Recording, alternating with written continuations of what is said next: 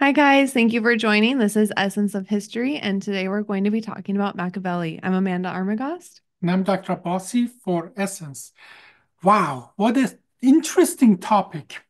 It's a combination of crime, intrigues, mafia, statehood, and it's really interesting history. Niccolo Machiavelli. Now, there is actually a word coined after him. Something is Machiavellian. Do you know what that really means? No, I don't. Okay. Well, I'm going to just ask the ChatGPT what Machiavellian really means. And we're going to just read it together because um, it is interesting that a person coined a word just after him as so cunning. And I don't believe there are many people as misunderstood as Niccolo Machiavelli, who, by the way, was practically the administrator for Medici family, who the Medici family were one of the biggest power houses in 1500 Italy. And for people who don't know, Italy in 50, the country that we call Italy today actually came together pretty recently. Okay. I'm talking about like 100, years ago. Until then, it was made of this small little kingdom Mm-hmm.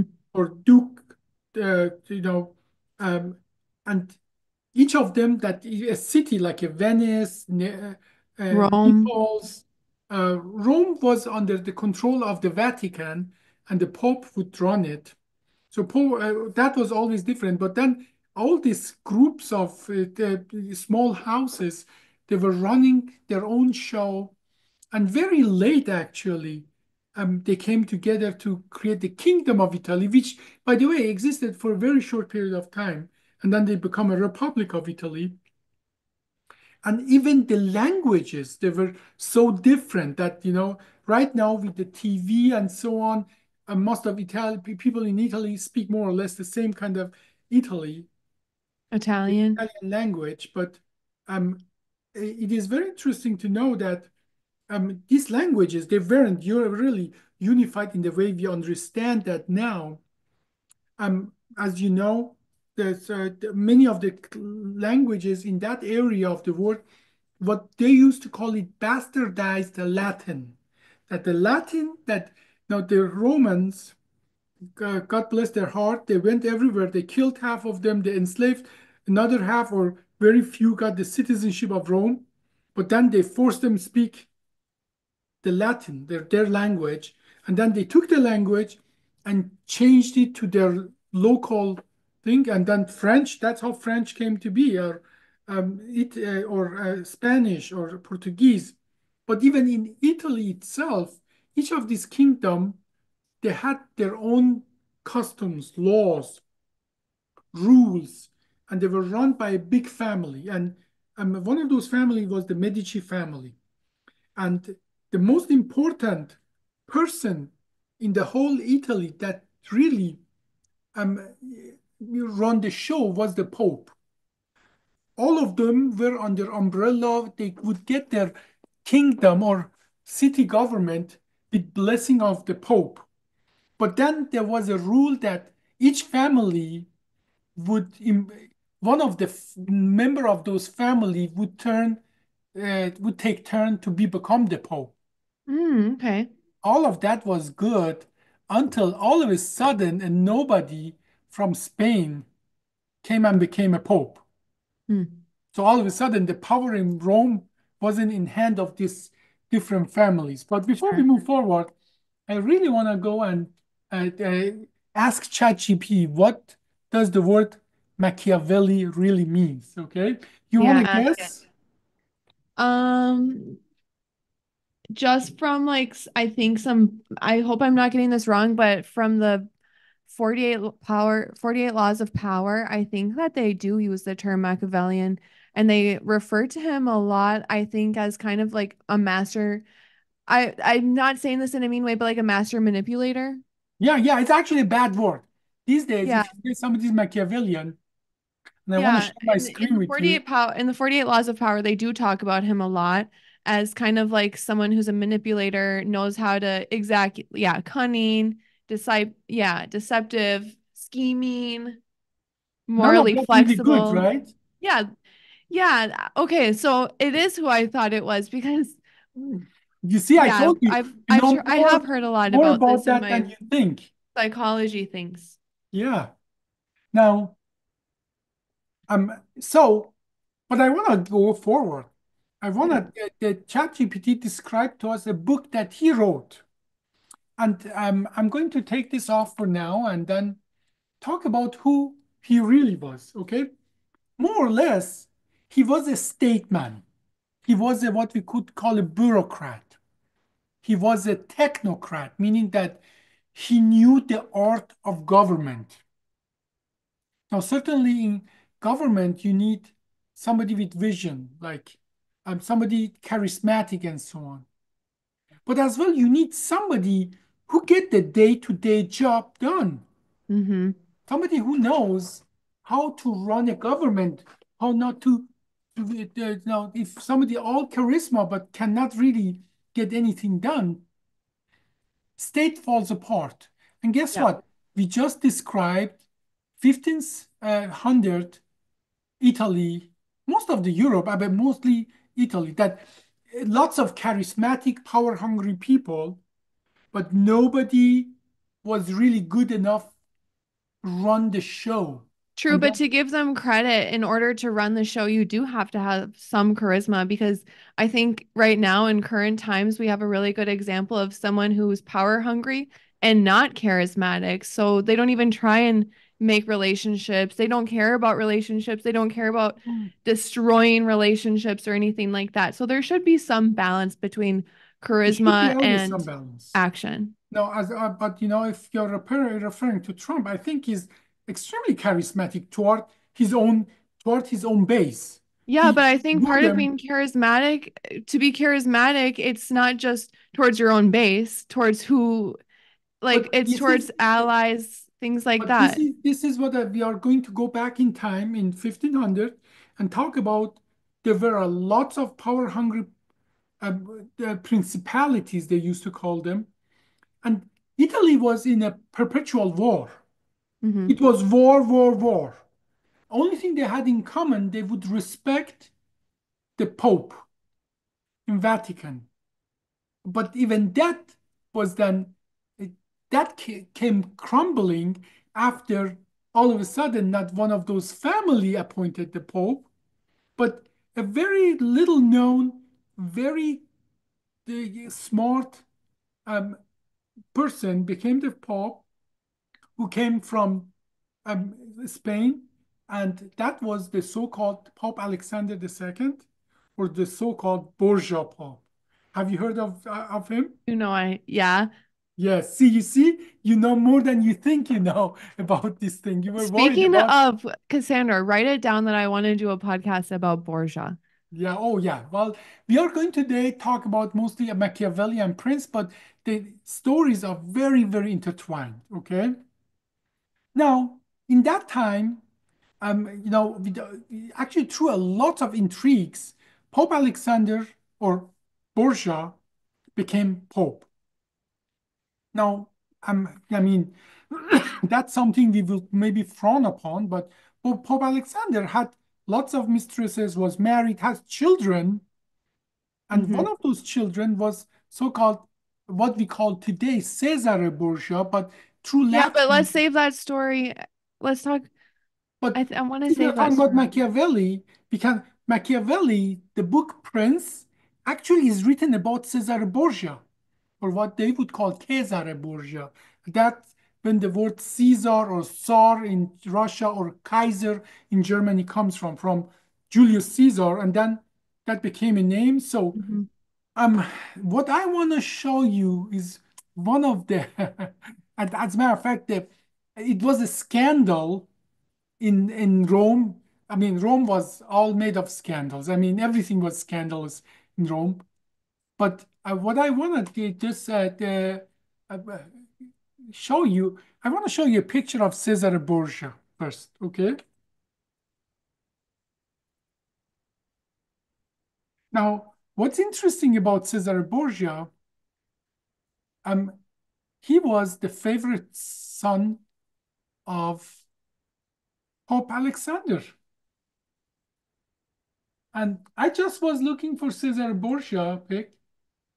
And what does it come to in your what are you able to see here, Amanda? Describe what you're able to see. It looks like the picture on my grandma's wall in her bedroom. It is picture of Jesus, isn't it? Yeah. Now, as you know, or everybody should know, Jesus was a Middle Eastern. He was a Jew, right? He was not a European. But Yep. and there weren't really pictures of Jesus around. But Pope Alexander took a picture of his own son Caesar and sent it to all churches. They said, "This is the picture of Jesus," and they put it up in there. And that is hence we end up with typical picture of Jesus that is on the wall of your grandmother. And is it true that before that there was no picture of Jesus? Because isn't he supposed to be faceless? Yeah, well, nobody really knows how Jesus looked like, but we know he was not European. I think Yeah, that part we know, right? So he didn't grow up in England or Germany or France. He was a right. Middle Eastern Jew in today's Israel or Palestine. Now, and definitely he didn't look like that, white, blonde, and so on and so forth. Either way, um, what let me tell you why we are going to keep Borgias for a different setting, but let me tell you why um, Pope Alexander really loved Caesar so much. Pope Alexander was a very ambitious man, and his older son, he was a womanizer, drunk, always, he was no good, one of those Hmm. no good. And what happens to him is a different story. We won't talk about that. But Caesar was disciplined. As a matter of fact, Caesar wanted to become a priest, but Pope Alexander told him, no, you cannot be a priest. As he wanted, all these different kingdom in Italy, there would be son after father, always. But Rome, the Pope, was not hereditary. It was those families, they would choose one of them, take turn, okay? And Pope Alexander wanted to make kingdom of Rome or popedom, the papacy, hereditary. He wanted to make that Caesar take over and become the king of Rome. Hmm. And as a matter of fact, that is the main reason why Rome is not the Vatican is so small today in Rome. Vatican is like a smallest part of the Rome because after they did see what Pope Alexander is going wanted to do, all these families came together to exactly prevent that. Hmm. Now, but But why? Why did they want to prevent that? because you see, the Pope was the head of the state, like a Queen of England or King of England, for many of these principalities. Hmm. Okay. And there was a reason they wanted to be that it changes hands. So not one family become stronger than the other. Sure. And if it become hereditary, then literally um, the power would concentrate in He'd be more one family. like a king than a pope then, right?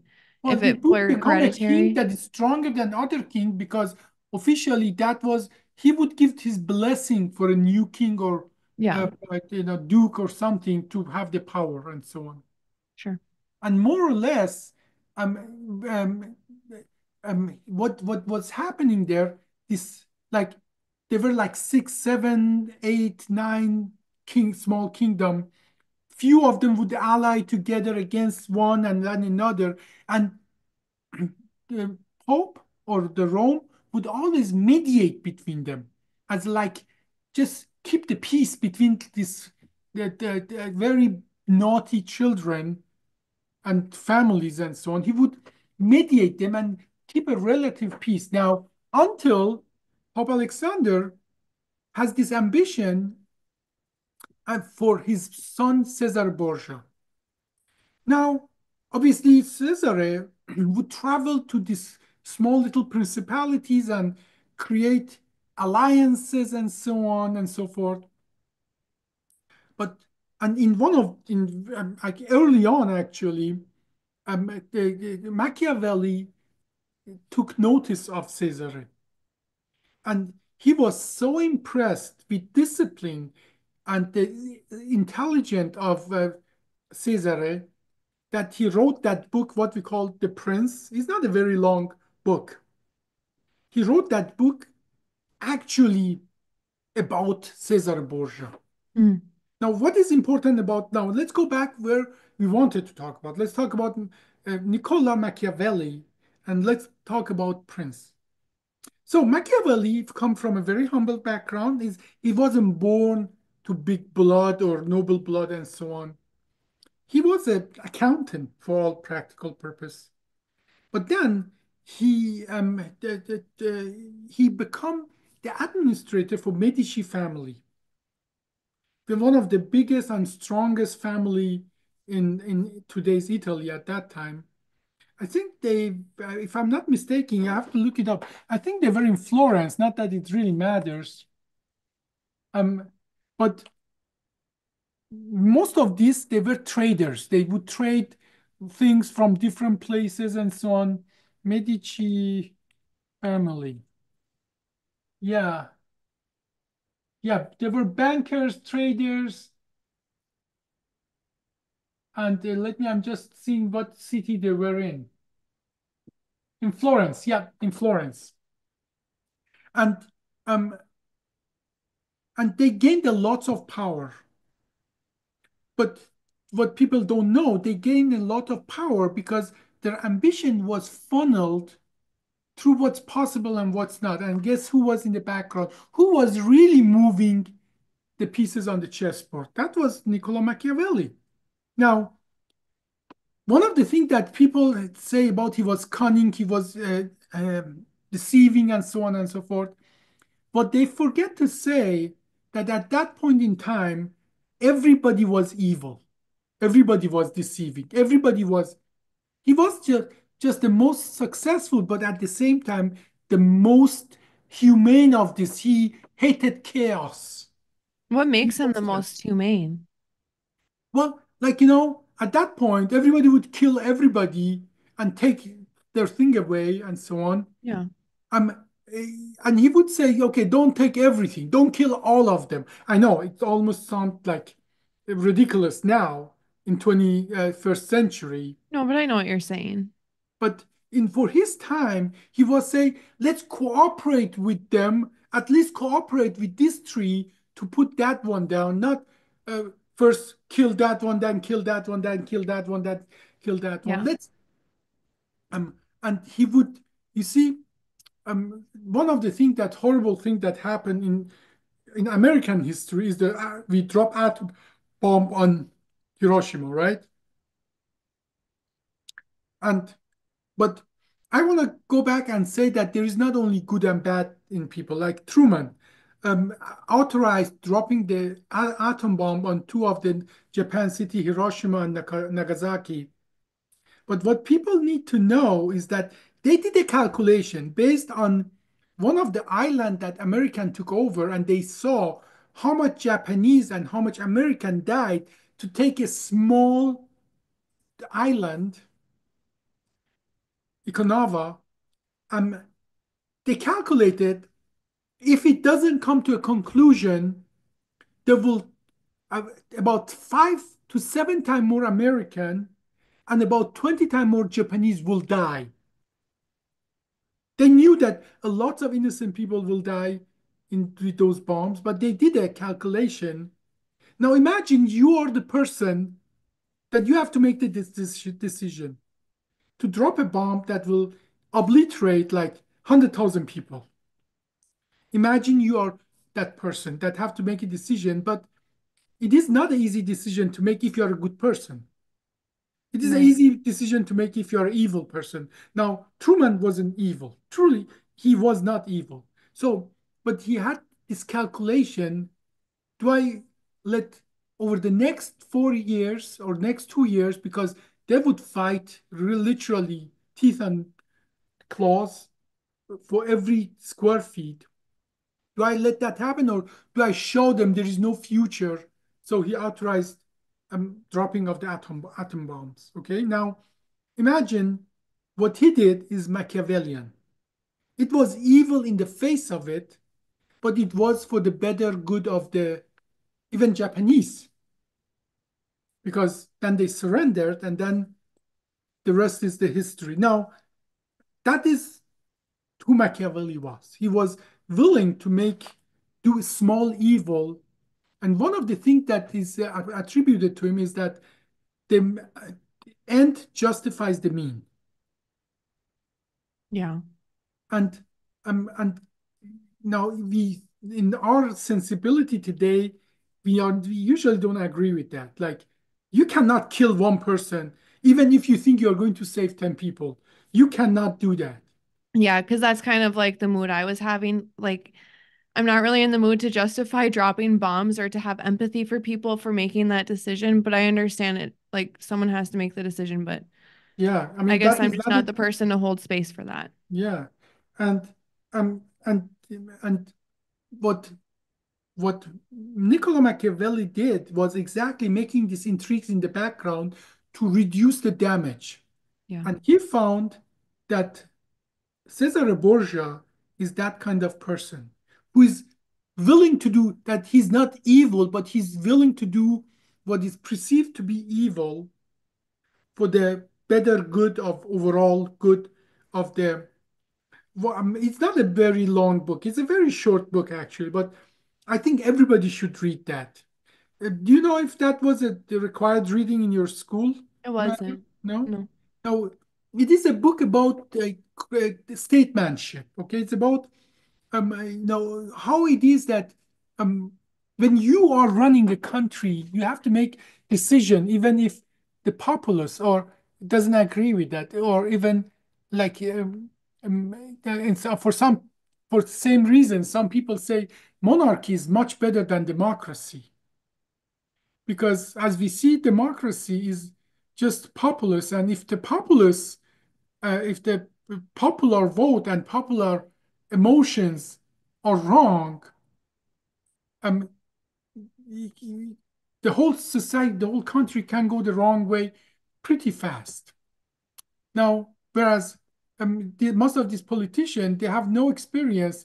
A monarch is trained from the birth, is true. groomed for this, and so on and so on. Obviously, I don't agree with that the monarchy is better than democracy.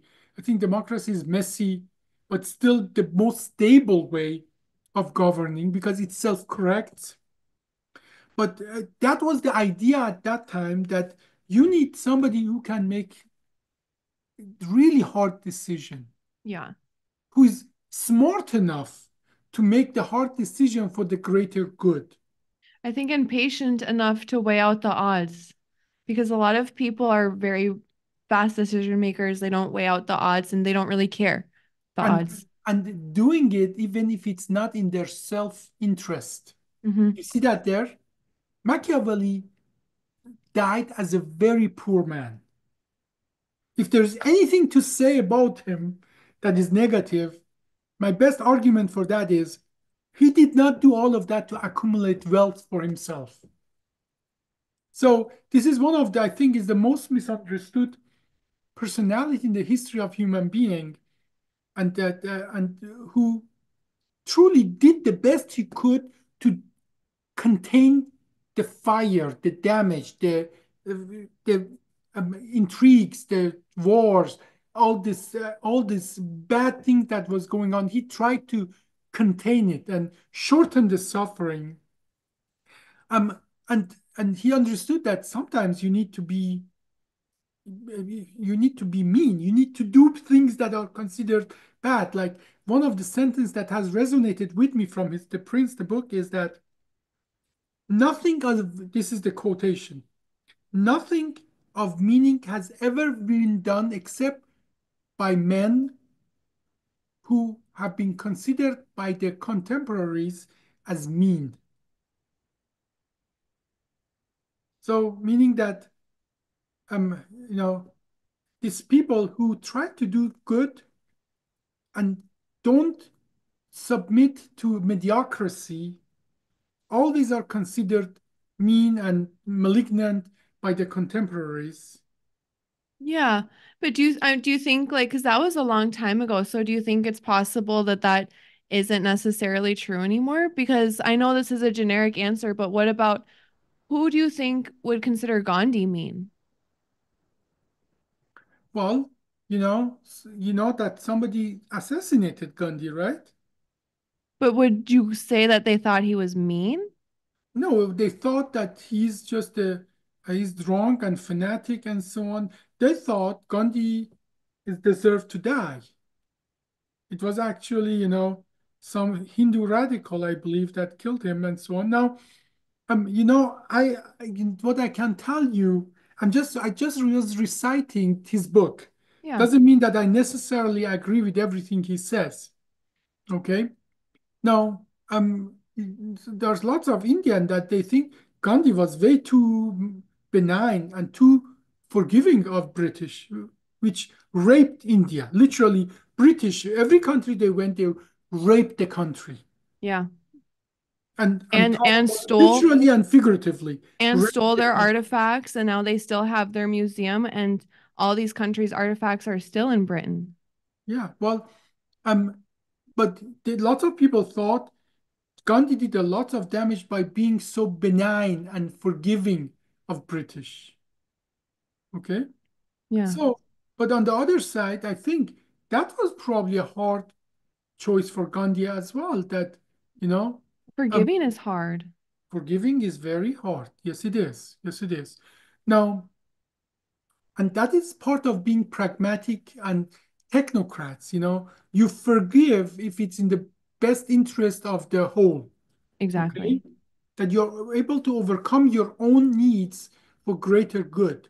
And then I think that is exactly what Niccolo Machiavelli saw in Cesare Borgia, that he's able to do that. And once we talk about the Borgia family, we will talk about all the things that Cesare did or did not, what that really means, what the consequences of that were. And um and I think the sad part was that um Cesar Borgia died when he was 31 in a battle, or as a consequence of the injuries from a battle. Sure. But he impressed so much on Niccolo Machiavelli that he wrote that book about that this is kind of statecraft that we need. And now, unfortunately, the chaos did not stop at that time, because the life work of Machiavelli, which was combining these principalities to a powerful kingdom, was realized almost 400 years later. But that was his vision, that the small little kingdom, they come together the same way it happened in France, that in France, the small little kingdom and so on came together. They made this very powerful king of France. And he was seeing what they have been missing. And he was actually supporting the Cesare Borgia to become hereditary pope and then taking ownership of all of that. But they were too fractured. Italy was too fractured to really go for it. So his vision was realized about 350 years later after his death. Typical. Yeah, no kidding. No kidding. And I would say um, that is one of the most important part in the history, that don't look at just what perception of a person is in history. If you go and read about that, they all have good part and bad part. And and guess what? His vision was unification of Italy, right? And Hmm. all those people who didn't want that, end up writing initially stories and history about Machiavelli. Now we think he was a bad person, or Cesare Borgia, he was a bad person, you know. And now we don't really know, but to really reduce their power and so on, they say he was sleeping with his sister. Is it something he really did, or is it the winner of the battles and winner of the political situation? They're just using it to make him look as a bad person. I don't really know that we. But after they used to burn books a lot, and there wasn't Yeah, like really good good bookkeeping and so on. But do you see where I'm going? The totally. victors always write the history, but if you go back and look back, even in the worst people, you see a human side of them. And then our job is to find out what they really did, what was the evil part of it, and how the human, because nobody's born from womb of their mother as evil, right? No, and also no one is 100% good, or even I don't think anyone is 100% bad either. No human is completely perfect and will always do good things. And I think even the word manipulation is taken out of context sometimes because I don't think to manipulate is always something bad. Look who is talking. And also his pretty much like philosophy, isn't that Immanuel Kant's philosophy, the greatest good for the greatest number of people?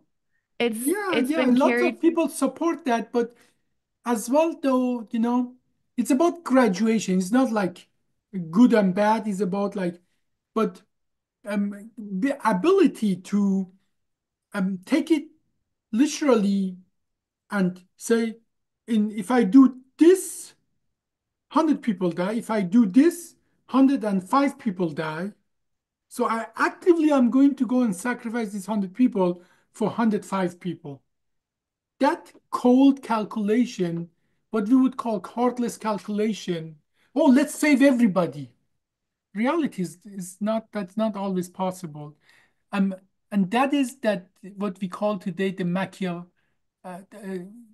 Niccolo Machiavelli's legacy, that cold hard calculation about how to calculate. Now we can be wrong with that and so on, but you see, yes, like um, somebody like Stalin, he was not Machiavellian. He wasn't looking for greater good. He was a power hungry, small ego. He was truly evil.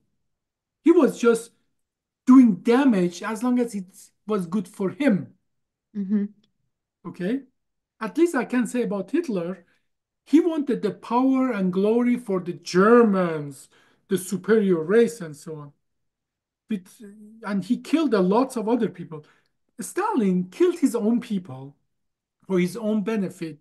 And but when we look back at Machiavelli and all the intrigues and what we consider today horrible, they are horrible things that he did and so on, like backstabbing and killing and intrigues and so on and so forth. If you look at the history, he was always having his eyes on the big prize, a unified Yeah. Italy that is at par with Kingdom of France. Yeah, and I hate to say this because it's not something that I personally do, but I think also when we look at history and we are saying, is this a good person or a bad person or what have they done? We also need to look at what else was happening at that time. Exactly. Because you said backstabbing, but then also in the beginning of the thing, we talked about Rome was full of backstabbing. So Everybody why was a is, backstabber. yeah, everyone was a backstabber. So him being a backstabber is, it's not really him being bad at that time. Yeah. Today we would think it's bad, Yeah. but That is one of the things that I think everybody should know that tell let you talked about the Gandhi. I can tell you stories about the Gandhi. You talk about Mother Teresa. I can tell you stories about Mother Teresa. You people talk even say Jesus was not a good guy. well, Jesus, well, like let's every talk person, he had good intents, but not every, like, there's no person in the world who is completely an angel and has never done anything wrong. but what I'm getting at is that we have to consider people within the context of their time. Yeah, that's what I'm Okay. saying. And now, if we take anybody, and transferring from their time to 2021 um, or 2025, they're all our heroes are criminals. Martin Luther King Jr. I can tell you stories about him. Okay, he's one of our heroes, right? Yeah. And so on and so forth. So, um, this idea that we glorify a person and take their humanity literally away because they're human. Humans have good part, bad part, highs and lows, and so on. But when Yeah. we take this, glorify somebody, we make them prophets in a way that they can do no wrong. That takes their humanity away. They're not human anymore. They are just a figure of our imagination that there's everything they do is good and so on and so forth.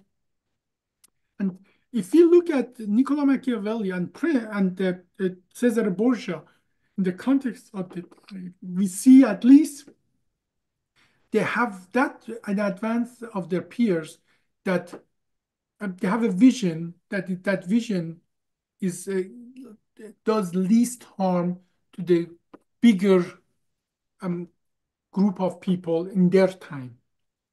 Yeah. So I think we should just leave it at that. But if you have not, please read the book Prince. It's about probably you can read it in 1 day or 2 days max. It's not a very long book.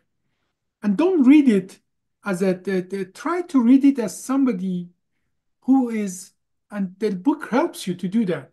Read it as somebody who lives in 1500 Italy, not as somebody who lives in 2025 in United States of America, okay? And then you get the best, really feeling and understanding out of that book. Well, thank you guys for watching. This was Essence of History, and we talked about Machiavelli. I'm Amanda Armagast. And I'm Dr. Abbasi for Essence. Thank you for joining us. Thanks, guys.